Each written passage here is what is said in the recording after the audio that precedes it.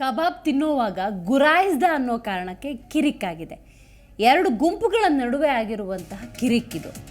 ಕಾರ್ತಿಕ್ ಮತ್ತು ವಿನೀಶ್ ಮೇಲೆ ಪವನ್ ಗ್ಯಾಂಗ್ ಹಲ್ಲೆ ಮಾಡಿದೆ.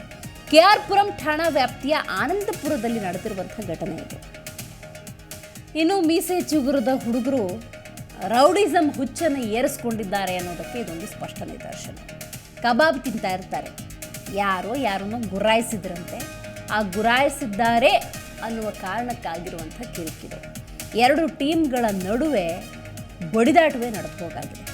ಕಾರ್ತಿಕ್ ಮತ್ತು ವಿನೀಶ್ ಅನ್ನೋರ ಮೇಲೆ ಪವನ್ ಗ್ಯಾಂಗ್ ಹಲ್ಲೆಯನ್ನು ನಡೆಸಿದೆ.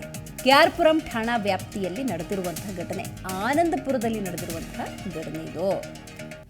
ಕೇವಲ 18-19 ವರ್ಷದ ಯುವಕರ ಪುಂಡಾಟಿಕೆ ಇದು. ಪವನ್ ಎಂಬಾತನಿಂದ ಏರಿಯಾದಲ್ಲಿ ತನ್ನನ್ನು ನೋಡಿದ್ರೆ ಭಯ ಪಡಬೇಕು ಅನ್ನುವಂಥ ಪ್ಲ್ಯಾನ್.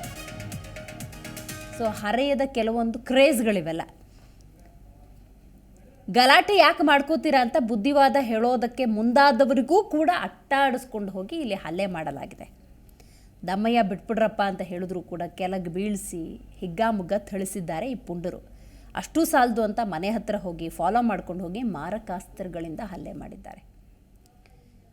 ಮಾರಣಾಂತಿಕ ಗಾಯಗಳಿಂದ ಯುವಕನೊಬ್ಬ ಆಸ್ಪತ್ರೆಗೂ ಕೂಡ ದಾಖಲಾಗಿದ್ದಾಗಿದೆ. KR ಪುರಂ ಠಾಣಾ ವ್ಯಾಪ್ತಿಯ ಆನಂದಪುರದಲ್ಲಿ ನಡೆದಿರುವಂಥ ಘಟನೆ ಇದು. ಕಾರ್ತಿಕ್ ವಿನೀಶ್ ಎಂಬುವರ ಮೇಲೆ ಪವನ್ ಆ್ಯಂಡ್ ಗ್ಯಾಂಗ್ ಹಲ್ಲೆ ಮಾಡಿದೆ. ಈ ಮೂಲಕ ಏರಿಯಾದಲ್ಲಿ ಹವಾ ಮೇಂಟೈನ್ ಮಾಡಬೇಕು ಅನ್ನುವಂಥ ತಮ್ಮ ಟಾರ್ಗೆಟನ್ನು ಇವರು ಇಟ್ಕೊಂಡಿದ್ದಾರೆ. ಆ ಕ್ರೇಜ್ಗೊಳಗಾಗಿ ಈ ರೀತಿ ಹಲ್ಲೆ ಪ್ರಕರಣದಲ್ಲಿ ಭಾಗಿಯಾಗಿದ್ದಾರೆ. ಸದ್ಯ KR ಪುರಂ ಪೊಲೀಸರು 6 ಮಂದಿಯನ್ನು ಬಂಧಿಸಿದ್ದಾರೆ ಎನ್ನುವಂಥ ಮಾಹಿತಿ ಕೂಡ ಲಭ್ಯವಾಗಿದೆ.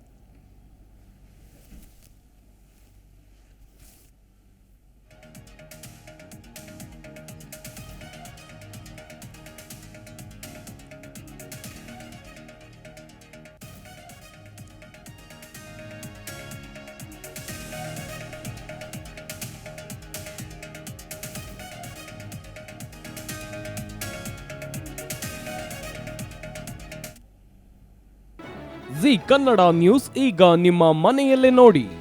ಎಲ್ಲ ಕೇಬಲ್ಗಳಲ್ಲಿ ಈಗ ಲಭ್ಯ.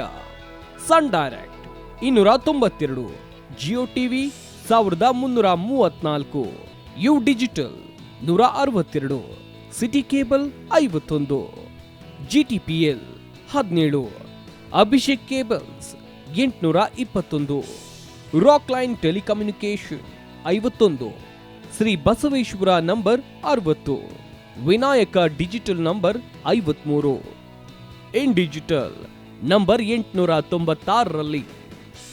ನಿಮ್ಮಿಸ್ತದ ಜಿ ಕನ್ನಡ ನ್ಯೂಸ್ ನೋಡಿ ಆನಂದಿಸಿ.